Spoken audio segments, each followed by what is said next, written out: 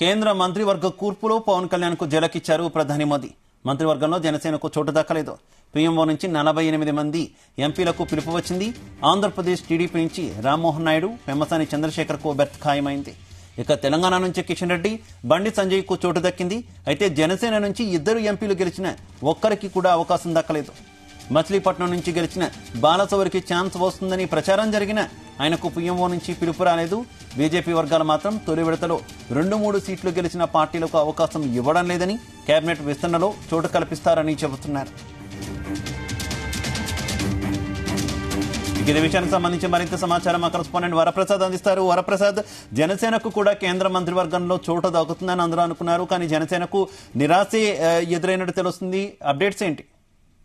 శివ, ఇది ఒక రకంగా జనసేన కార్యకర్తలుగా జనసేన శ్రేణులకు నిరాశగా చెప్పొచ్చు. అదేవిధంగా ప్రధాని కాబోయే 3వ ప్రధాని కాబోతున్న మోదీ ఏదైతే తనకు అత్యంత సన్నిహితుడు అయిన పవన్ కళ్యాణ్ కు ఈ రూపంలో ఒక జలకిచ్చారని చెప్పుకోవచ్చు.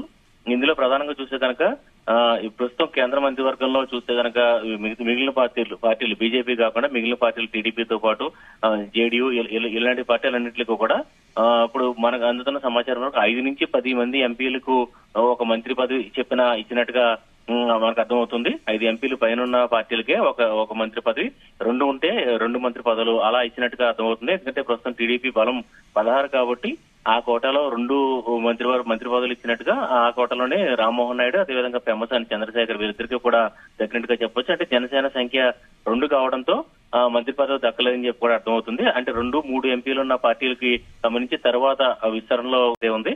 అయితే తొలిసారిగా ఎంత భారీ విజయం సాధించిన తర్వాత జనసేన పార్టీ 100% స్ట్రైక్ రేట్ తో ఈ భారీ విజయం సాధించింది. పవన్ కళ్యాణ్ మొత్తం పొలిటికల్ కెరీర్ అంతా కూడా టర్న్ అయింది ఎన్నికలతో. ఈ క్రమంలో తెలుగుదేశంతో పాటు మిత్రపక్షంగా కూటమిలో ఉన్న ఏదైతే జనసేనకు కూడా ఒక మంత్రి పదవి వచ్చుంటే ఇంకా పార్టీకి ఇంకా జోష్ ఉండేది. అయితే ప్రస్తుతానికి చూస్తే దీనికి సంబంధించి చూస్తే కనుక మచిలీపట్నం ఎంపీ బాలశౌరి కూడా ఈ మంత్రి పదవికి పూర్తిగా అర్హులని కూడా చెప్పుకోవచ్చు. ఎందుకంటే ఆయన 3వ ఎంపీగా కూడా ప్రస్తుతం ఎన్నిక కావడం జరిగింది. సీనియర్ ఎంపీగా ఉన్నారు. మచిలీపట్నం మొత్తం ఆంధ్రప్రదేశ్ లోనే ఏదైతే మధ్యలో ఉన్న విజయవాడని అనుకున్న నియోజకవర్గం మచిలీపట్నం.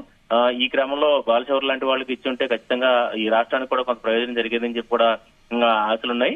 అయితే ప్రస్తుతం పవన్ కళ్యాణ్ కి కూడా ప్రయారిటీ ఇచ్చినట్టు అయ్యేదని చెప్పి కూడా అదైతే జన సైనికులు కూడా భావించారు.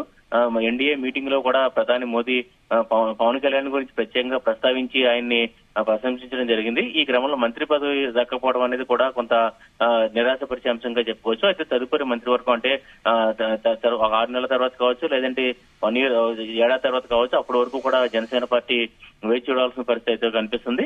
ఇక నెక్స్ట్ చూస్తే కనుక రాష్ట్ర మంత్రివర్గంలోనే ప్రస్తుతం జనసేన పార్టీకి కీలకమైన మంత్రి పదవులు కూడా ఏదైతే దక్కాల్సి ఉంది.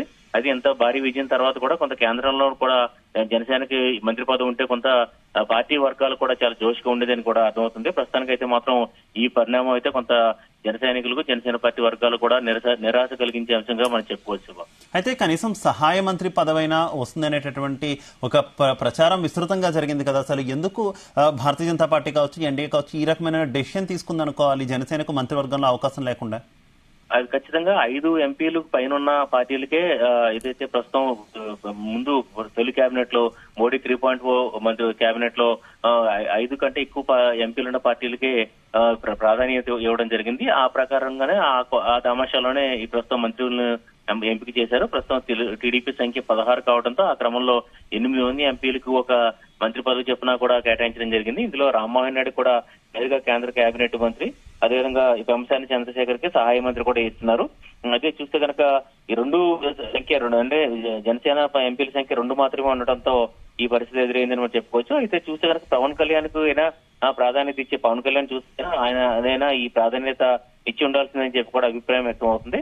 అయితే ఇంకా చివరి నిమిషంలో ఇంకొక ఆశ కూడా ఉంది. ఏదైతే లోక్సభ డిప్యూటీ స్పీకర్ కూడా వచ్చే అవకాశం ఉందా అని చెప్పి కూడా ఒక ప్రశ్న అయితే వినిపిస్తుంది. ఎందుకంటే ఇప్పటికే చూస్తే కనుక లోక్సభ స్పీకర్ గా పురంధరేశ్వరి రాజమండ్రి ఎంపీగా గెలుపొందిన దగ్గుబాటి పురంధరేశ్వరి అంటే ఏపీ బీజేపీ అధ్యక్షురాలైన పురంధరేశ్వరి పేర్లను కూడా పరిశీలిస్తున్నారు.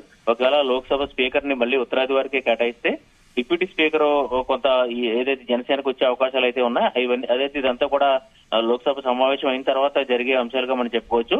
ప్రస్తుతానికి అయితే మాత్రం మంత్రివర్గ పరంగా చూస్తే కనుక కొంత నిరాశపరిచే అంశంగా మనం చెప్పుకోవచ్చు. Okay Varaprasad, thank you.